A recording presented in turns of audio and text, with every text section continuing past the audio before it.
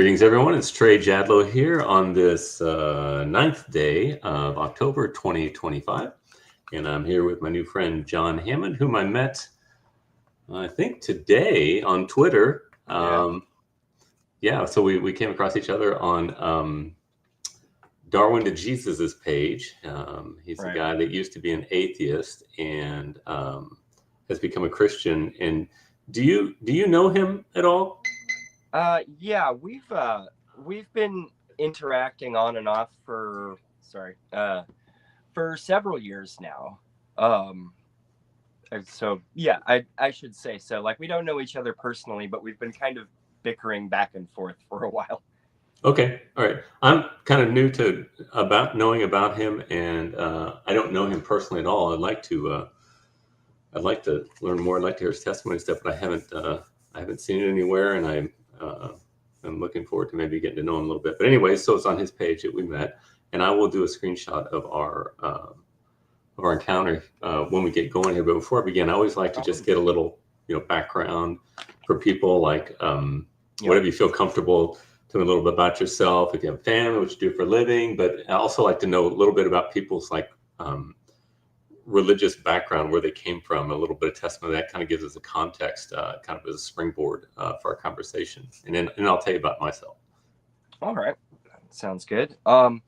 So I'm a father of three from Maine, and I'm a graphic novelist. Okay. And there's quite a bit to unpack there, because the subject matter itself is probably of interest. But I'm essentially doing a graphic novel series that retells the Old Testament and New Testament, but like from the perspective of what's going on amongst the angelic host and sort of their interpersonal relationships and how they react to the events of Scripture, essentially, and sort of fleshing them out as characters more. Okay. And so are you an author as a hobby, or is this your vocation? That's what you do for a living? It's both, really. I mean, okay. The one I'm working on now will be the sequel to the original, The Falling Star. I'm pretty excited because I've been working on it for several years, and I'm finally getting to the place where like almost all the coloring is done, because like I do the penciling and inking by hand, and then I color it in Photoshop, and it is like super time consuming. So each one of these volumes takes years to produce, because it's like hundreds of individual illustrations and all these crazy backgrounds and whatnot. But so like how many pages is it? Is it going to be like a book length thing, or more like a comic book? It's a graphic novel. So the first one was about 100 pages. Okay. But this one looks like it's going to be rounding out at like almost twice that size, because I wanted to, like, because volume 1 just kind of covered the events of like before the beginning and Genesis and like up to the Red Sea crossing. Okay. And now I wanted to round out with all the rest of the Mosaic Law books, and I thought that would be a nice kind of closure point for volume 2. Okay, cool. And so what can you tell me a little bit about your upbringing regarding religion? Were you raised as an atheist or Christian, or I wasn't really raised as anything in particular. Like, my mom came from a Catholic family, and she like kind of split away from them and got her anthropology degree, and I was born a while later. And so like she taught me about a bunch of different religions, but more like through that anthropological lens. I think that's a good way to put it. Okay. And then do you mind telling me the age range of your children? The age range? From 19 to 9. I have 3. Okay, great. I just like quirky facts about people. I'm always interested in people. Can you tell me something interesting about Maine? To me, Maine is kind of an enigmatic. I don't know a lot about it, although I have fond feelings when I hear that word. I think of lobster and cool weather and fishing. Uh, can I you mean, just say that? that's fairly accurate too. I Okay. mean, like we have a lot of just like beautiful scenery, and I'm also very much a fan of the water. But like when I think of Maine, a lot of times I think of, my own family and like specific locations that I enjoy and have like brought my family to and stuff. Or my mind tends to go into like into the ground because we have like, shell heaps from Native Americans and stuff. And then, you go down a little bit and like during the last glacial maximum, a lot of what would have been like cool dinosaur fossils and stuff were kind of destroyed by the glaciers and deposited off the continental shelf off that way. Hmm. So like when you do find fossils around here, it's usually like leaves or like, little tiny shells like ammonites and things like that. So Hmm. like I don't get to, find any cool dinosaur shit, but on the rare occasions that I get to like go looking around in rocks and shit, you can occasionally find like older fossils. Okay. Very cool. Very nice. Um, okay. Well, let me tell you about me. Oh, did you grow up in Maine then? Pretty much that area your whole life, or? So I was born in Boothbay and lived in Maine until I was about 11, and then I moved out to Washington State and grew up in like the Seattle area, and then in like North Central Washington is where I finished high school, and then I moved back here like right before my middle son was born Okay. in 2010. Okay. So I've been back in Maine since then. Okay. Very good. All right. Well, I am a native of Kansas, so I'm right here in the middle of the country, and I basically live in the place that I was born. Probably the house that I grew up in is like 2 miles as the crow flies south of me, where I'm at right now. Oh, wow. So I'm in the Kansas City area, so it's up northwest or north east. I mean, up close to Missouri. I'm real close to the Missouri line. Um, and I became a Christian when I was 20 years old. I'm 59 now. And those are the only years that I was really away from where I live now. I went down to Northwest Arkansas to a missionary training school called Youth with a Mission, and that's where I wasn't a Christian when I went there, but I understood the gospel when I was there. Met my wife down there, my wife to be, and we were married. Came back up here. So for 4 years I was down there, and the rest of the time I've been here. And sadly I'm divorced. My wife left me about 12 years ago, and I've got 6 kids, ages 35 down to 22, and Yeah. 3 boys, 3 girls. Wow. 4 of them are here in the city, and 2 are in California. And I've got 5 grandkids and 1 on the way. We just had my Wow. girl. Congratulations. Thank you. Yeah, my daughter's from California. They're in LA area. We're here just the other day, so we were able to have a dinner together just 2 nights ago. So was that last night? Let's see. I think it was. I think it was last night. Yeah, that we had. It was really fun having all the kids here together. Let's see what else. I'm a dental lab technician. I make teeth for a living. I make the crowns for the doctors, Oh, wow. the dentists. That's Um, cool. yeah, so I work for myself, just a little one-man shop. And what else? I like philosophy. I really like having conversations and with people with differing ideas. I think that's how we learn. I'm really passionate about uniting people together with differing ideas in conversation, especially now things are heating up to such a degree that everybody views everybody else as an other. And so I think it's Oh, yeah. important that we have conversations. So I love it. And I love listening to different perspectives, because oftentimes I learn a lot that I don't know. You know, we all have this bubble. We kind of live in this way we look at things, and somebody's from a different perspective, even if you think they have a radically different view, oftentimes there'll be things that I can learn, and so I really enjoy doing that. So I take a somewhat of a I take a philosophical approach to my faith, and I like to test ideas, and I like to just think about them and think the ramifications. Just like the title of this, this hangout we're having now. You took. I know you weren't offended, but you kind of took a little bit of issue, and I understand that because it really wasn't the exact I was question. on a different train of thought. To be Okay, honest, and I'm going to let you. What I saw as Darwin to Jesus's straw man, and I get it. He's got his check mark. He wants to create content, and one of the most effective ways to do that is rage baiting. And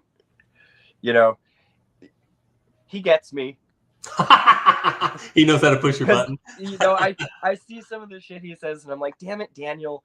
I miss the days when we were just like bantering back and forth about our take on like Isaiah or something, and it wasn't like all of these like incendiary remarks that are just meant to piss people off. Well, I think it's like he can do better. I've seen him do it. Yeah, but I don't think he's being disingenuous with what he's saying. I think he's actually saying things, and it is the whole purpose of a meme on social media is to stir up conversation. It's fair. And that's part of the fun of it. I always view these. I've been doing this about 15 years, been engaging people. And you ever heard Google Plus? Do you remember that? Were you ever involved back then?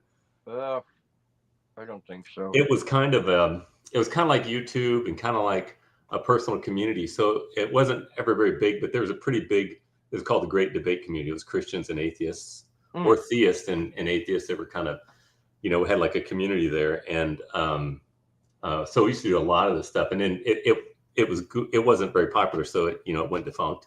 But we had quite a decent community on there. Probably, I want to say about 7 years ago, probably when it left, and so it was pretty heated too. But I always would joke. I said it's like engaging on social media is kind of like WWE. It's kind of fun, and it's kind of like speed chesses too, because you're challenging each other with quick-witted engagement. So I'm a lot more harsh in text than I am in real life, because that's just part of the fun of the banter with me as I do it. So okay, so with that, I think we got a background on us a little bit, and I'm going to go ahead and share our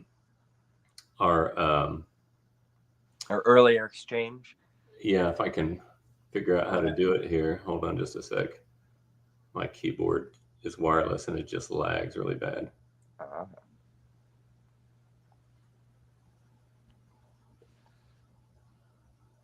Hold on just a sec here. Standing by. Okay, that's the wrong one. Hold on. Let me do the other one here. Hold on a second.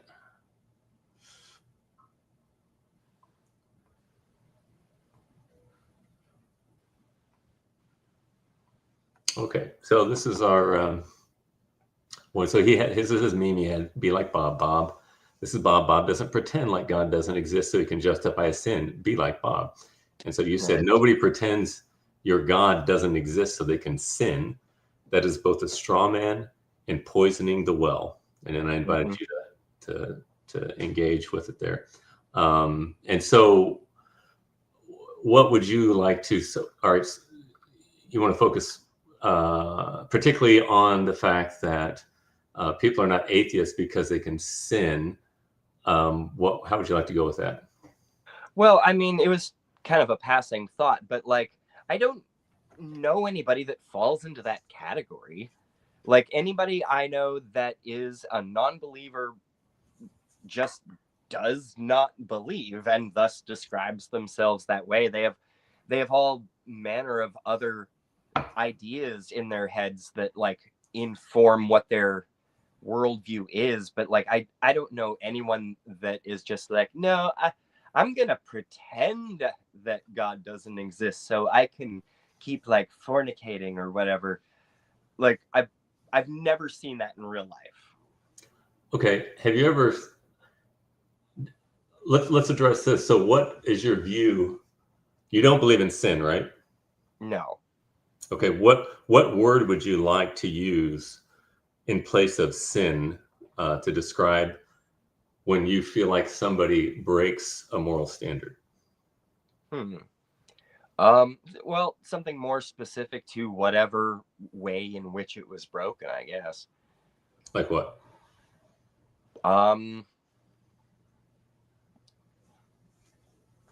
Well, like any type of violence or swindling. Like we have this very robust language with specificity,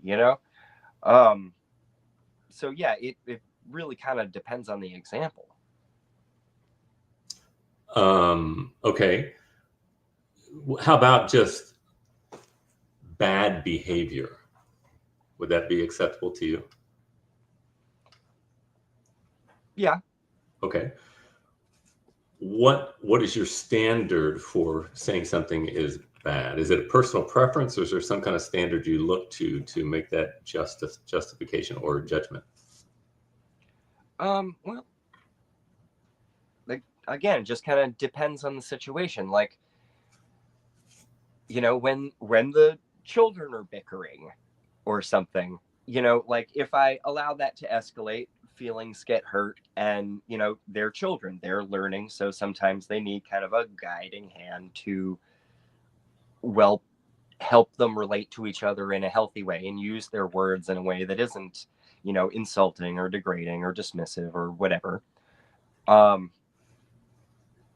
It, and like, I hesitate to even call that bad behavior. I mean, it's kind of normal behavior, but this it Let's escalate it to up. adulthood too. I mean, the way just grown ass humans talk to each other, especially online, can take on those qualities. Mm-hmm. So what do you think about, let's escalate it to maybe make a reductio argument here. What about axe murderers? Well, I don't think that murder is generally acceptable behavior. Why? Because, like, first of all, someone was deprived of their life through a violent, painful act. I mean, you can't just allow people to do shit like that. Why?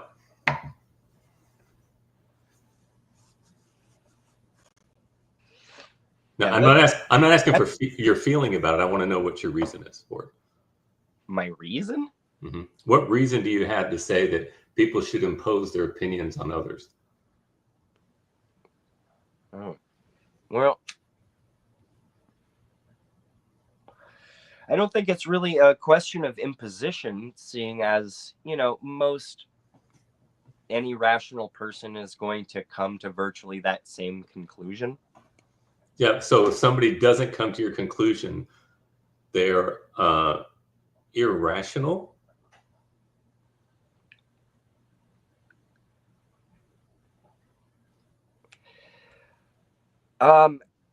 If they're going around murdering people with axes and stuff, I would say that's irrational. If they are making excuses for that type of behavior, I would also think that was kind of irrational. Okay, so you said it's irrational. And so then I'm asking you again, what is the reason for why they are doing what makes it irrational? In other words, it's rational to not kill people and to be kind to people. You are assuming there's an objective value to existence, are you not? No. Okay, so there isn't an objective value to existence. So then it's just your opinion, your feeling. No, that's not how it works. Okay. It is, well, a lot of people's feelings. Like we are guided by our feelings as we make moral judgments, mm-hmm. But like it's really not the same thing. Okay. How so? Because this is our experience. So yeah, but you're just saying it's a feeling that we have that we should treat each other nicely, but you don't have a reason for that. We don't need a reason. It's Well, we should be It's reasonable, don't you actually think? built into us by the evolutionary process of our species to empathize with other people, other animals, and we were a group organism for quite a while. So like some of these processes are kind of innate to our species and other primates, to have group cohesion like that. And like, as humans get more and more sophisticated in our beliefs, our understanding of the world around us, we formulated like what's the proper term here? Well, methodologies for discerning what is and isn't acceptable behavior, how to reason logically. We made these systems to make sense of it for ourselves.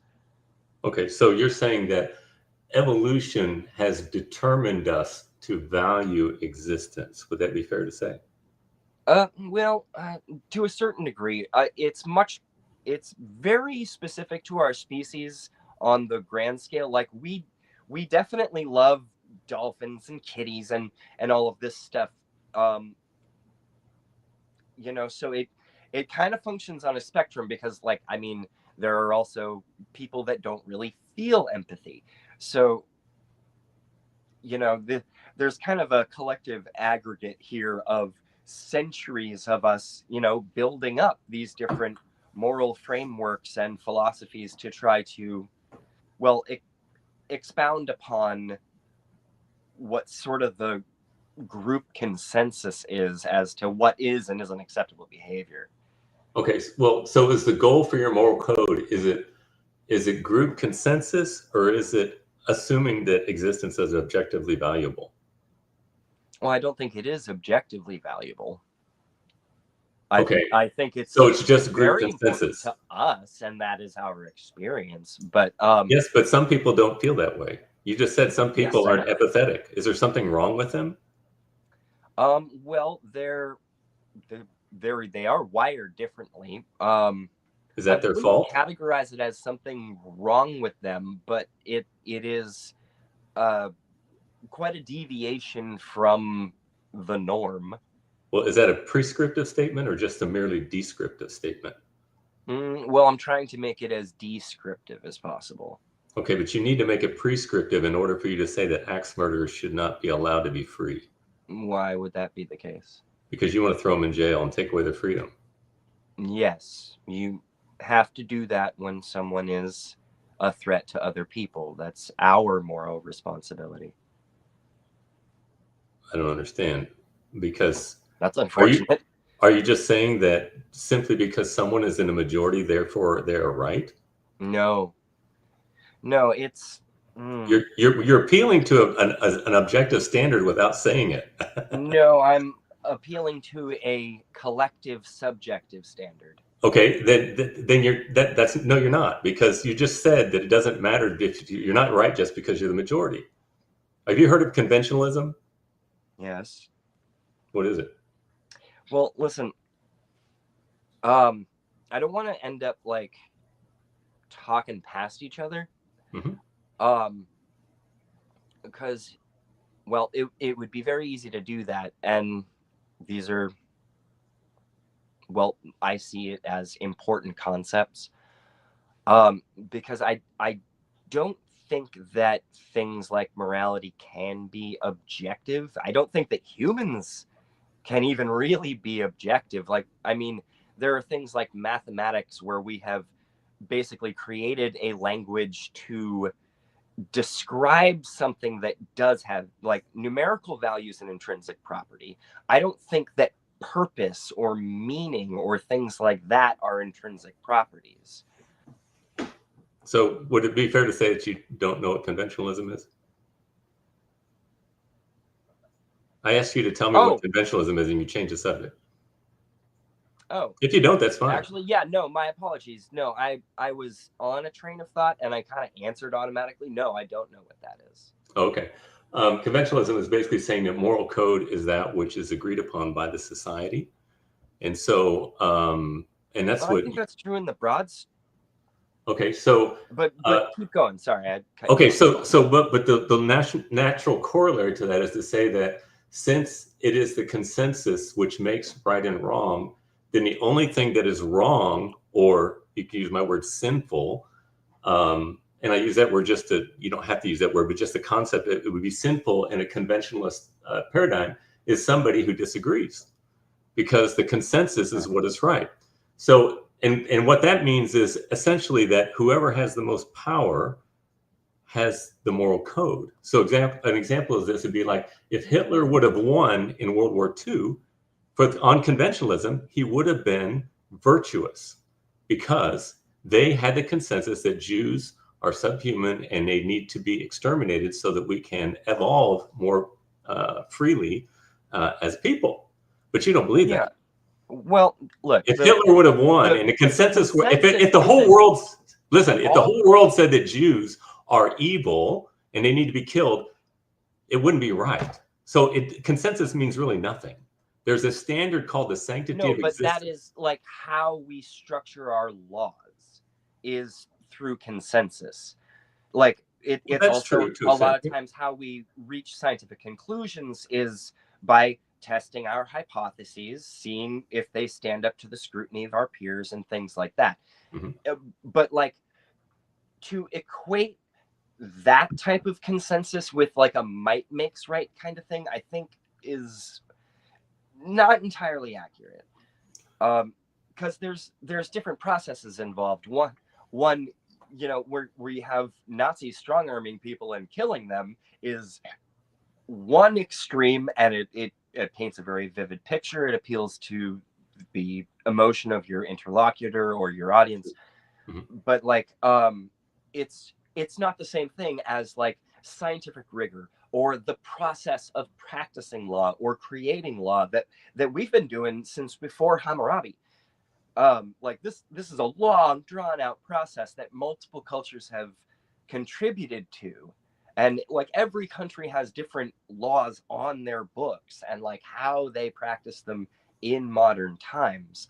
And yes, the consensus is one of the, you know, constituent bits of that, but I don't think that they are at all the same thing, and they have completely different mindsets behind them, as well as how they're implemented is very, very different.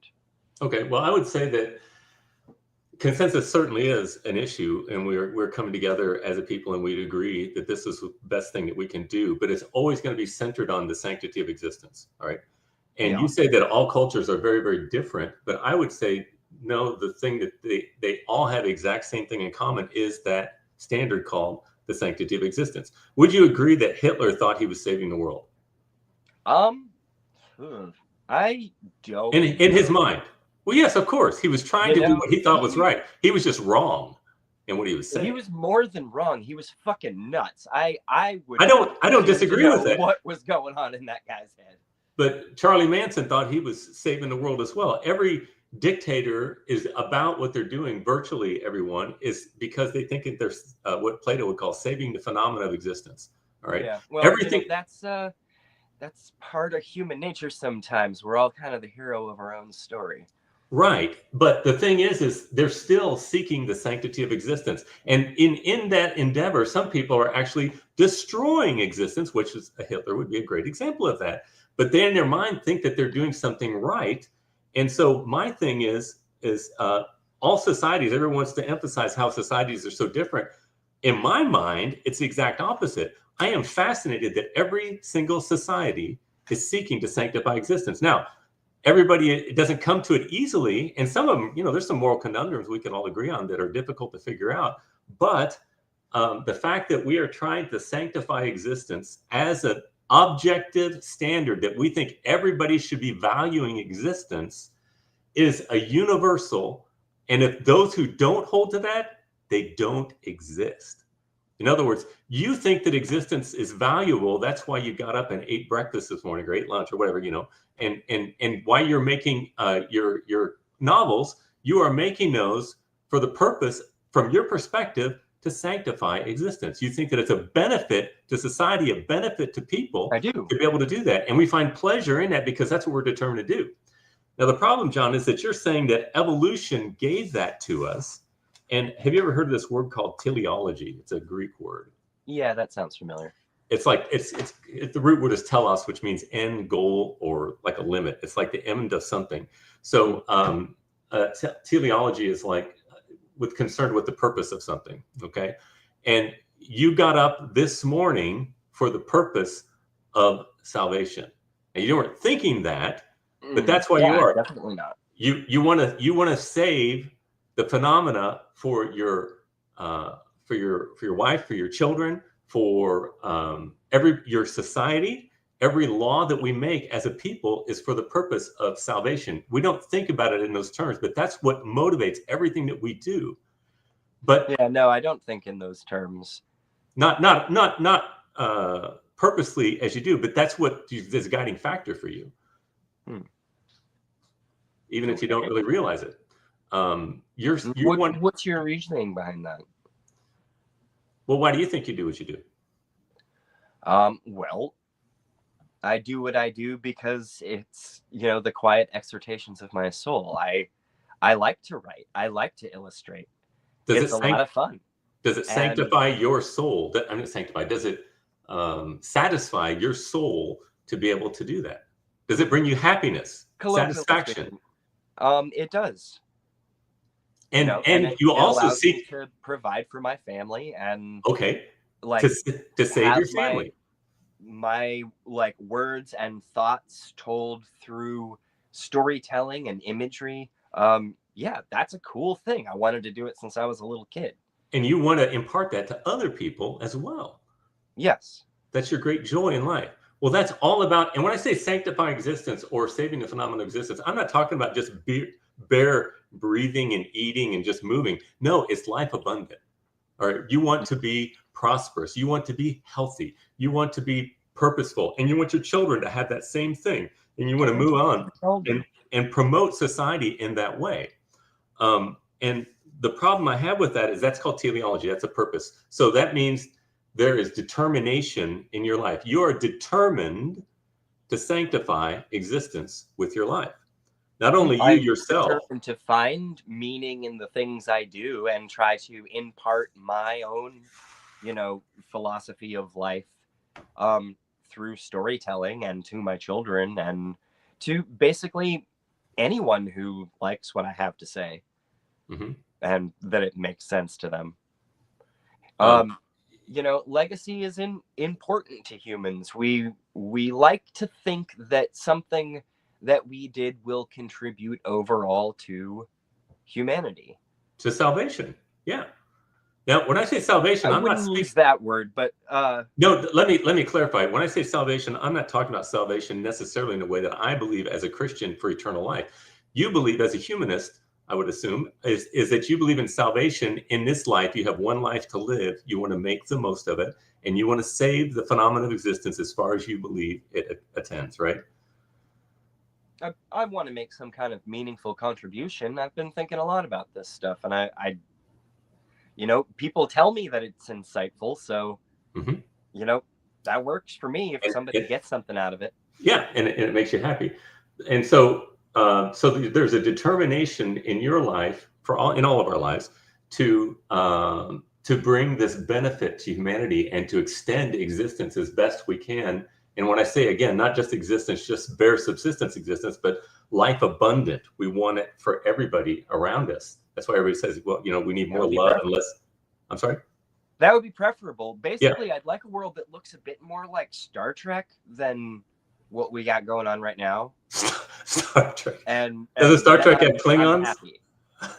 Then I can sign up for Starfleet. I can be a xenoanthropologist and study the mythology of alien species, because I've been studying humans for a long time, and I think it's time to branch out. That would be fun. Okay.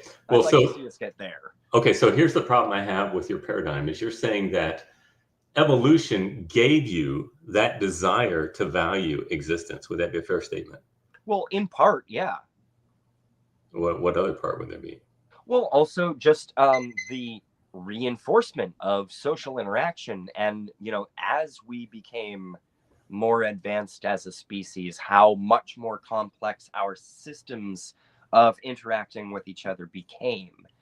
So, it kind of caused this feedback loop where the better we were able to communicate and coordinate with each other, it greatly increased our chance of survival.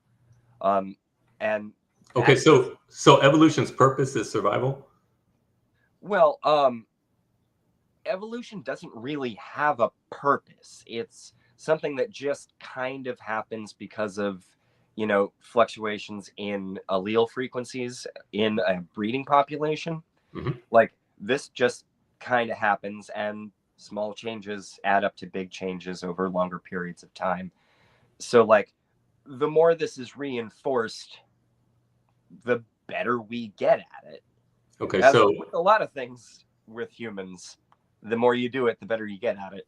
okay, so you would say that the process of evolution is unintentional. Would that be a fair statement? Yes. Okay. And so sometime in the past, there was this state of existence in the universe that was purely unintentional. I think the universe is unintentional. Well, no, you're intentional, aren't you? Insofar as my mom and dad wanted to have sex one night. No. As insofar as you wanting to have this conversation, you're an intentional being, right? Well, I have intent for my own life, certainly. So it could be fairly said that you are an intentional being. I mean, I guess you could put it that way. It Okay. sounds kind of awkward, but Oh, I don't think it sounds awkward at all. I mean, it's just we just are. So are you a part of the universe? yeah. So the I universe exist is in the intentional. universe. And I'm like made up of the stuff from the universe. So yeah, I suppose that makes sense. So the universe is intentional. I don't think that follows. No. There's no the universe is not intentional in nature. Well, it would have to have consciousness to have intent. You are part. Are you part of the universe? Yes. Okay. Do you have consciousness? I do, but it doesn't mean the universe as a whole does. No, but it does mean that it is characterized by intentionality. Well, I would say I'm not saying every single bit of it must be intentional. Beings that have intent within it. Yes. So the universe is characterized at part as being intentional. I think that's a bit of a leap. I'm not sure I follow. How could it be more simple than that? The universe in part is intentional because you are part of the universe. How could that? Where's the fallacy there?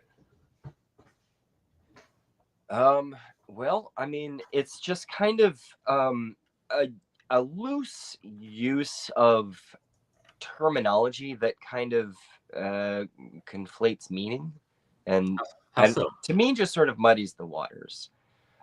Because I think it muddies the waters because it's inconvenient for you to admit it. Because nothing could be more simple. Your children would understand this just like that. Yes, of course. The universe, at least in some sense, is intentional. No,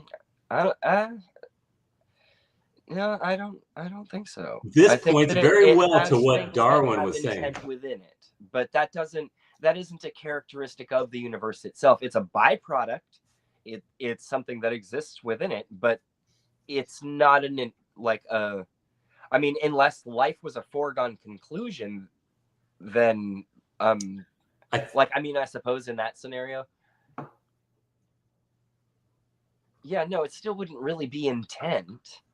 Okay, John, here's what I think you're struggling with. I think you're struggling with the fact that in your view, the universe started out as unintentional, and it makes it difficult for you to come to this idea that the universe would be intentional because it started out as unintentional.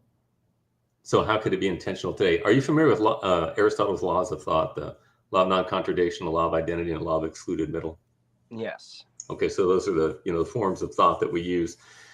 And I'll say this: if there were any time in the past where there was pure unintentionality, we would have pure unintentionality today. But we are having an intentional conversation right now. Yeah, because we're human beings who do have intent. That's right. And so for the evolutionary process to give us intentionality, it would have to intend intention unintentionally, which is a violation of the law of identity. You're saying unintentionality is intentional.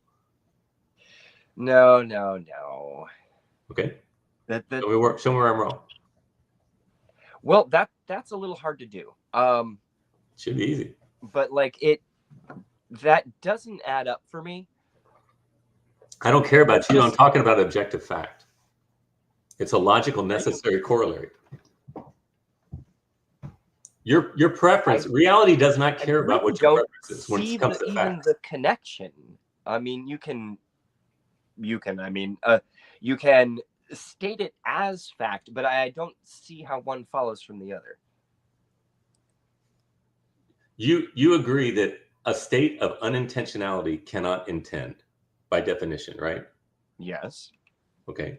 And you say that we had a state of unintentionality sometime in the past in this universe, right? Yes.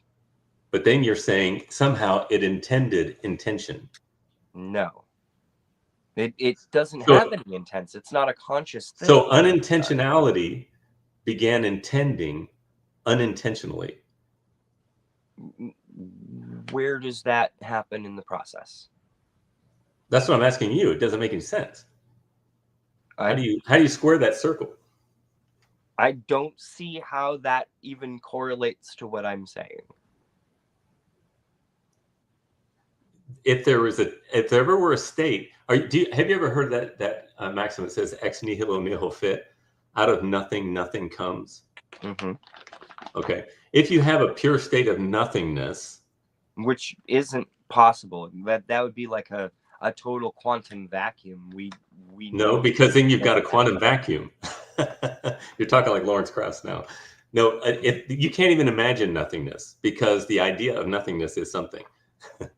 So since there's something, now there's something that must be eternal. Would you agree with that? No, not necessarily. Oh, so you think that something can create it? The universe has an inception point. That may not be the actual case, but it's what the available data seems to be indicating. What does the data seem to indicate? That the universe has a beginning, or had a beginning. Okay. But that becomes really sticky too. How so? Well, so it's like trying to describe the concept of before time and how some kind of change of state could even happen if time is not yet a factor. Like there's some things that kind of break down when we kind of try to visualize what the baby universe could be like, Well, Stephen Hawking said in The Nature of Space and Time, almost everyone now agrees that the universe and time itself had a beginning at the Big Bang. Right. Would you agree that time is just a measurement, basically, of change? Yeah, I mean, essentially. Okay. So whatever came before the Big Bang had to be unchanging. And the Big Bang could not have created itself before, whatever that matter was. It could not have made itself before it was, right? I mean, that makes logical sense. And logic is the foundation of science. But like we can't accept that as an axiom. Well, if you deny the law of non-contradiction, you deny all inquiry, because the very opposite of every statement you make is also true at the same time. Yeah, and that's called being irrational. The law of non-contradiction. It's just there are some abnormalities about the Big Bang that are very difficult to explain. That's why we don't have definitive answers about that. And yes, it makes totally intuitive sense to assume that it can't have caused itself. But like I circle back to trying to describe the concept of before time and how change could even happen in that state. It sounds very, very counterintuitive. Well, because it's true. There was no change before time, because time is a measurement of change. That's what I mean. But something, presumably would have had to cause that to change, cause time and space to come into existence. And it can't be nothing, right? I wouldn't think it was nothing, no.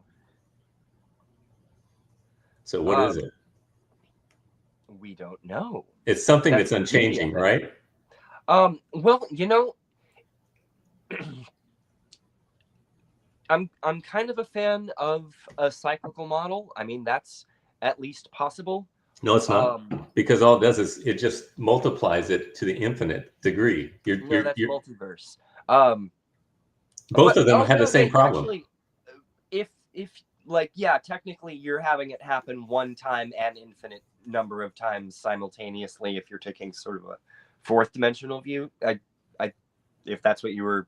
So that violates the principle of parsimony. Then you're adding complexity to an argument unnecessarily. About physics violate laws of logic. That's just no, they how don't. it works. No, they don't. If they do, then you can't do physics. It's done. Everything's done. That's principle of explosion. People who say that quantum mechanics defies logic are lazy physicists. Okay, we don't understand it, but that doesn't mean it's irrational. Once you say something is irrational, like, give up. The axioms we use in formal logic can't always be applied to things like neutrinos. Why? Why? Because it doesn't work. It doesn't apply. It's like like trying to date a stegosaur fossil with carbon-14. It just doesn't work that way. Okay, it's not that you can't. So you're saying the law of non-contradiction does not apply to neutrinos?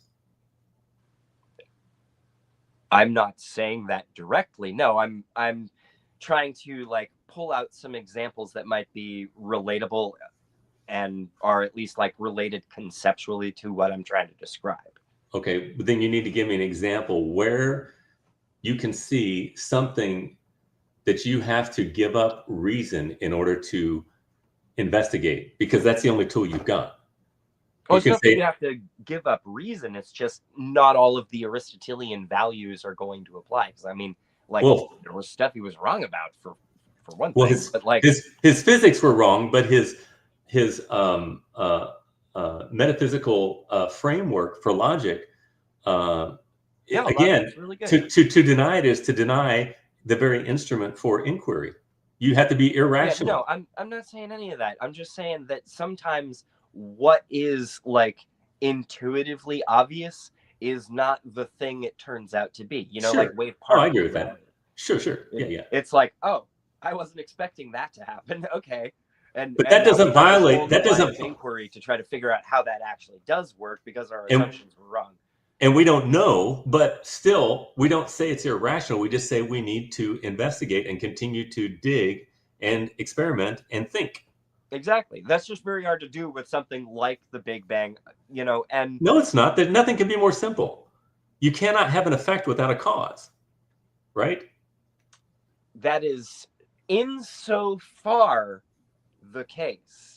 I'm kind No, it's a logical necessity. All science, my friend, must be predicated upon a rational, coherent. Okay, so I can't say blue garage doors Thursday, Friday, Saturday. It's got to be some kind of I feel like we need to reserve judgment on the Big Bang until we have. Because it's convenient for you. More. What? You are proving our Darwin to Jesus maxim in the way you're interacting right now. It's not that what I'm saying is irrational. It's just very inconvenient for you. You've not demonstrated anything wrong with what I'm saying. You're saying we can't understand Big Bang when nothing could be more. John, I know that I'm not saying we can't. I'm saying we haven't got it all figured out yet. Well, no, and we'll never figure everything out. But at a fundamental level, we know that we did not create ourselves. Would you agree with that? Yeah, we didn't create ourselves. Okay. And we also know that we're not self-existent, right? I'm not sure what you mean by that. Are you in effect, do you depend upon other things in order to be? To exist? Absolutely. Yeah. Are you dependent in your existence? Another way of saying it. Oh, yeah. Yes. I need like food and water and sunlight and shit you cannot have dependent being existing independently, logically. Do you agree with that? Again, that makes sense as a syllogism, but like as to where life came from, we also don't have a definitive answer yet on that either. Sure we do. If there is contingent being, there must be necessary being. In other words, in order to have dependent being, you've got to have independent, self-existent being. Are we really doing the Aquinas thing? Okay. Why don't show me the error of it? Oh man, that's a lot to unpack. It should be easy. Not really. I mean, you're throwing multiple topics at me simultaneously. I have been arguing cosmologically for this whole time. Each of them, like, sort of warrant their own in-depth conversation, so to speak. But it's late. I'm doing my best to keep up here. We don't have to continue. I mean, usually I like to keep these around to about an hour anyway. And so, and it's 10:30 almost anyway, so we can wind it down here if you'd like. Well, yeah, I mean, I'm just, kind of doing my best to articulate myself, but we've kind of weaved around several different things, and I feel like some wires kind of got crossed as to what I'm saying about what, and I'm still not sure I'm understanding your point of view either. Okay. Well, I would say that we basically have talked about my two favorite topics, which are ontology or being, mm-hmm. and the sanctity of existence, which would be moral law. And we start out with the second one first, and those actually correspond to Romans 1 and Romans 2 in the New Testament. And Romans 1 says that everybody knows that they're not self-existent, and that there must be if there's creation, there must be a creator, and everybody knows there's a moral law which is centered around the sanctity of existence, that we all have an obligation to value existence. And that's always, and the difference between those two arguments, have you ever heard of the difference between natural law and or natural revelation and special revelation? I do find it kind of interesting that, like, conceptually, I do agree with a lot of that in terms of moral imperatives. I don't think things like this are objective. I don't think they come from a god. But, like, in terms of, like, the thing they're describing and how humans should treat each other, I do agree with a lot of that. Mm-hmm. I just don't think that it's handed down to us from on high. Mm-hmm. And that's the only really fundamental difference in how I think about it in terms of, well, what we ought and ought not to do. Well, my perspective is reasonable and yours is emotional. So that's the difference between us. You haven't given a reason yet as to your perspective. You just say it just is that way, and I feel like this is the right thing to do, so we should all do it. Well, it's how I choose to conduct myself. I don't. But you don't have a reason to, right? It on anybody but my own progeny. But, no, you want to force it upon everybody in society that doesn't keep it to a significant degree. No, I rely on society itself to take care of that for me. I generally don't want to get involved directly in. But you're glad that there are police to call when you have a need, right? So you are involved. I am involved in that. I'm part of my community and whatnot. And you are an active member of your community, and if you're not, you should be, because it's your duty to care about. But it's also like, I'm not a police officer, for example, or a judge or a lawyer or anything like that. But you support those institutions. Devote their lives to that vocation to handle that type of stuff. So you don't vote? No, I do vote, but I don't, make citizens arrests. No, but you vote for the people that you think are going to best sanctify existence and impose their view upon people who don't agree. Yeah, and that's one of my contributions to society. Okay, and that's a very important one. And I say, if you weren't doing that, you're being a bad citizen. We shouldn't sit back and expect everybody else to do everything. So we just kind of are on the bleachers, just reaping the benefits of other people's labors, but we need to be involved and care about these things and actually lobby for those things which are good for our society. But you, my friend, do not have a reason for your doing that. You just do it because it's a feeling you have and it makes you feel good and you think it'll make your family feel good, but you don't have a reason for saying that existence should be valued. You just say it's just something I do because I have a feeling about it. Honestly, I think that's what all of us do, but No, some of us not all kind of us. of build these, shells of cognitive dissonance around them so that they can appeal to, well, Yes. an outside authority to kind Yes. of try to ground it and pretend that it's objective and larger than it really is. This is just kind of the way humans are wired. We like That's to believe that we're special and important, and it plays out in a great number of different ways. John, everything that you just said, you described yourself and you thought tongue in cheek you were saying it to me, but you're the one that I'm has no saying reason it for to that. everyone, myself included. We make up things in our minds. I gave you a reason. You gave me no reason. And then you kind of chuckled at my perspective. That's Oh no, I'm not rather laughing at rich. you. No, I I'm just saying my Christian perspective. You were poking fun at that, and yet you have no was. reason whatsoever. You said some of us like to make up a idea that there's an authority behind it or something to that effect. Yeah, I mean, well, You don't believe what I that? observe. That's what it looks like from my perspective when, we make an appeal to, this law was handed down by God. I feel like that's an appeal to a false authority. I don't think that a Yes, God exists. but I don't think you are a worthy authority yourself. But that's what I you're am a saying. worthy enough authority to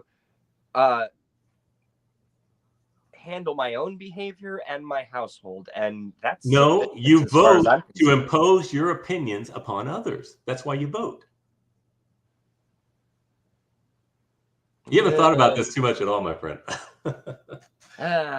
Okay, listen, I'm going to go ahead and that I'm going is to a wrap it up very there. unique way of looking at it. I'll put it like that. Okay. Or well, not unique, because I'm sure a lot of other people feel similarly, but it's a well, I don't see it that way. I'll put it that. All right. Well, we'll leave it there, my friend. All right. It has been very nice talking to you. It's very nice to meet you and put a Nice face to meet you too. to the name. Yes, and hopefully, I'm sure we will continue to engage with our stick swords on social media in the future. And I thank you for giving me your time. Yeah, you're welcome. Thanks for having me on. And you should check out my DeviantArt and the Falling Star and stuff like that. It's pretty damn good, if I do say so myself. All right, I'll check it out. I appreciate the conversation, John.